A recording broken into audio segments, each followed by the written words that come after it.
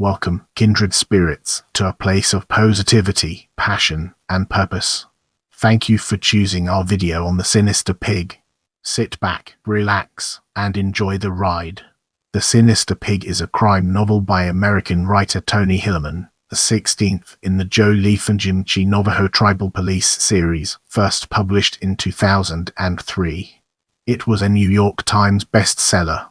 A mystery involving diverted oil and gas revenues, abandoned pipelines, Washington District of Columbia insiders, and illegal drugs involves Navajo Tribal Police Sergeant Jim Chee and Bernadette Manuelito, now a federal border patrol officer. Each turns to retired Lieutenant Joe Leaphorn, now called legendary by his colleagues as well as by Chee, for assistance. Along the way, elegant and dramatic romances reach happy conclusions.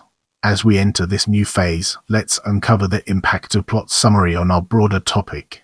Not long after Cole Mencken leaves Washington District of Columbia to investigate an issue in the news, his murdered corpse is found on the edge of the checkerboard part of the Navajo Reservation, near the Apache Jicarilla Reservation.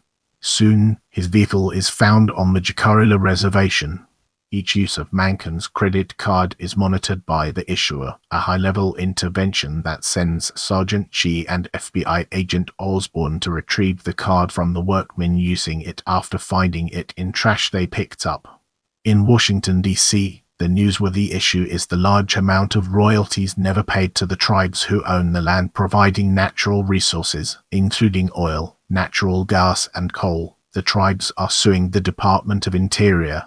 Bernadette Manuelito is on routine surveillance in a new position as a U.S. Customs Patrol officer when she finds the Tuttle Ranch in the Bootheel of New Mexico, where a truck with Mexican license plates enters. She investigates, taking photos of the exotic wildlife and the construction project underway, described as a pump for water for the oryxes and ibexes. She shares the prints of her photos with Sergeant Chee, who in turn shares them with Lieutenant Leaphorn. One of the trucks in her photos is from Seamless Weld of El Paso, Texas, the same company that the dead man reported as his employer on the rental car form. Her boss, Ed Henry, takes the negatives and other set of prints, while taking a photo of her and telling her to leave the ranch alone. On her first successful solo netting, taking in a group of illegal aliens, the brother-in-law in the group recognizes Manuelito from photos circulating among the drug dealers in Sonora, with word to kill her.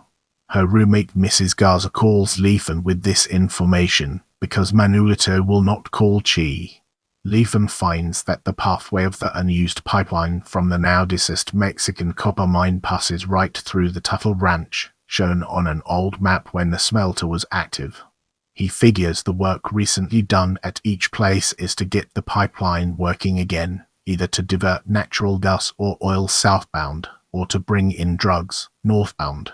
The Tuttle Ranch is a lease on BLM lands, giving Dashi authority to be there. He and Sergeant Chee head for the ranch directly.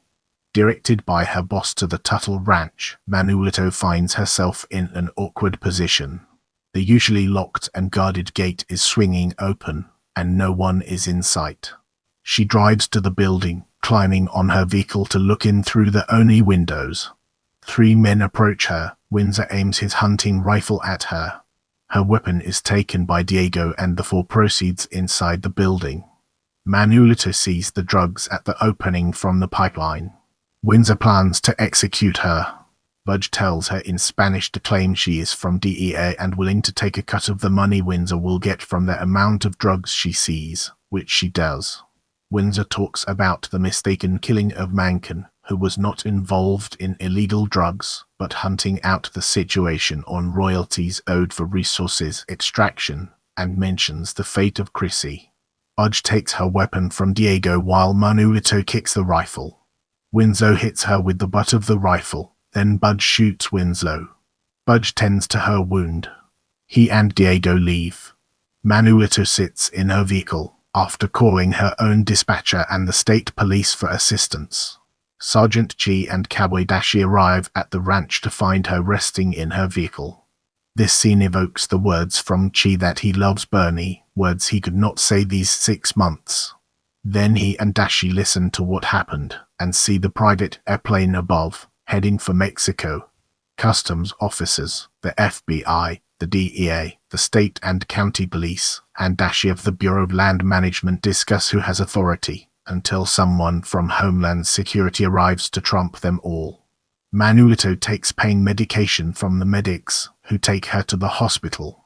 In the epilogue, away in Mexico, Budge finds Chrissy, whom he did not kill, as he loves her and asks her to marry him. Back in Shiprock, Manuelito looks over the trailer that serves Chee as home, suggesting they move it away and build a real house. In the following segment, we'll be examining characters in greater detail. Joe Leaphorn, retired lieutenant from the Navajo Tribal Police, widowed.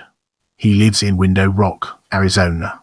Jim Chee, sergeant in the Navajo Tribal Police. He lives in Shiprock, New Mexico near the San Juan River. Bernadette Manuelito, U.S. Customs Patrol Officer CPO at the border with Mexico for the last 6 months. She resigned from the Navajo Tribal Police. She loves Chee. Introduced in The Fallen Man. Albert Cowboy Dashi, Bureau of Land Management Security Officer. He is Hopi and a longtime friend to Chee. Introduced in The Dark Wind, Captain Largo, Chee's superior officer in the Shiprock office of the NTP. Louisa Bernadette, professor of cultural anthropology with an interest in origin stories. She is a good friend to Leaphorn, who uses Leaphorn's spare room as a base for her dispersed interviews. Introduced in Coyote Waits. Carl Mankin, alias of a retired CIA agent who is sent to investigate the alleged revenue misappropriations by an unnamed U.S. senator, found murdered. He was Gordon Stein, her Mary Goddard. He was a man over 60, trained as a petroleum engineer who worked also with the CIA. Jerry Oz Osborne, FBI special agent in the Gallup, NM office, originally assigned to the case, now overtaken by the Washington, District of Columbia office. Introduced in The Wailing Wind. Tom O'Day, he guards the gate at the Tuttle Ranch the first time Manuelito arrives there. Rawley Windsor, wealthy and unscrupulous man who lives in Washington, D.C., but has business interests and holdings in New Mexico, mainly as a primary supplier of illegal drugs. He is married and a stout man in appearance. He is considered a Washington power broker. Robert Budge, Rawley Windsor's chauffeur and private pilot, who is wanted for arrest in Guatemala during times of political unrest there. Also known as Silvanio's Roberto Celsius de Baca, with deep roots in Spain, he is a tall, athletic man. Diego de Vargas, once a colonel in the Mexican military, now the Mexican partner for Windsor's work. He drives the truck that Manuelito follows to the Tuttle Ranch. He has more in common with Budge than with Windsor. Chrissy, law school student who works for Windsor, and had an affair with him. She thinks he will marry her when she gets pregnant, but he has other plans for her. Ed Henry, Officer Manuelito's supervisor in the U.S. Border Patrol, with links to the man on the East Coast. Henry does what's good for Henry, subordinating ethics and law. Ellen de Garza, Border Patrol agent, housemate of Officer Manuelito, and member of the Tono O'odham Nation, the Desert People. Dan Mundy, retired U.S. prosecutor who comes to speak with Leaphorn about the murder and the royalties case. Jason Ackerman, attorney friend of Mundy, who works in Washington, D.C., and joins Mundy in the search for information on the powerful forces at play in the investigation of the murder on the Navajo Reservation. Mary Goddard, reporter for a national news magazine, U.S. News and World Report, who interviews Leaphorn. Brace yourself for an enlightening exploration of reviews as we dive into its profound implications. Marilyn Stossio points to an extraordinary display of sheer plotting craftsmanship. Kirkus Reviews finds this novel to be light on plot, the mystery too easy to solve. Publishers Weekly calls this a masterful tale with deeper intrigue and a tighter plot than the prior novel in the series. School Library Journal finds a masterful plot, with appeal to general readers as well as those who follow this series of Hillerman novels. As we enter this new phase, let's uncover the impact of title on our broader topic. The title relates to a jargon term in running pipelines. The pig is a piece inserted to clean the pipeline in more recent days to track the location of leaks and to separate commodities sent through the pipe, e.g. gasoline followed by kerosene. The plot involves two sinister pigs, one in the pipeline and the one who modified the pipeline. Reference is made to a French farming term for the pig in a farmyard who will eat all it can, then block the other pigs from eating, le coquen sinistre, which is the title of this volume in France. In this part of the video, we'll be delving deeper into natural, cultural and historical references and analyzing its key components. Geographic, botanical, animal, historical, and cultural artifacts and events often play key roles in the Chee Leaphorn series, either as direct plot elements to explain character motivations or perspectives, or to illustrate cultural or religious beliefs and practices. Although less true here than for many other novels in the series, such references in The Sinister Pig include a scimitar oryx exotic game animal raised on the Tuttle Ranch. Bernadette Manuelito is assigned to patrol the basin and range topography of the rugged Animas Mountains of Hidalgo County in the extreme southwestern corner of New Mexico, also called the Boot Heel of New Mexico. Manuelito stays in Rodeo. Chee is based in Shiprock, New Mexico, while Leaphorn is in Window Rock, Arizona. The murdered man is found on the Checkerboard Reservation, while his car is found in the Jicarilla Reservation. The lands of the eastern portion of the Navajo Nation, in New Mexico, are called the Checkerboard Reservation.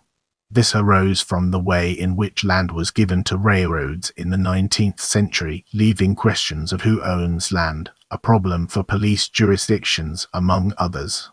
Guatemalan Civil War motivation for DeBaca, Institutional Revolutionary Party historic basis for De Vargas Military Association, Phelps Dodge Mining and Minerals Company historic basis for mines and smelters in southern New Mexico and Arizona, Cobell v. Kempthorne class action lawsuit involving claims that the U.S. government incorrectly accounted for Indian trust assets.